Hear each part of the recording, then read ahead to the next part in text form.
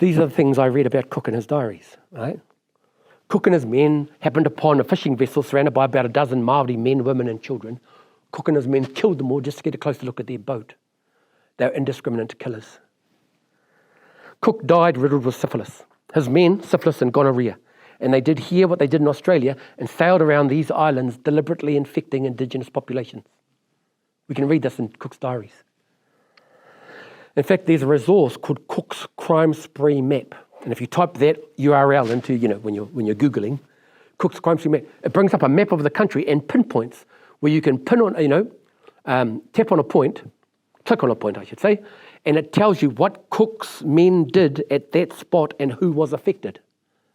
And so through that you read about abductions and kidnappings of young men and women, their torturing and their murdering by Cook and his men. Now, I'm not telling you this to besmirch someone's name. I'm only telling you this because if you've only ever learned your history in this country, it's more than likely you'll only ever have learned a very sanitised version of this history that makes my tupuna Māori into a fictitious folktale buffoon and a murdering so-and-so like Cook into some kind of national hero. You know you live in racism when your government puts Cook's ship on our currency to remind us where we came from.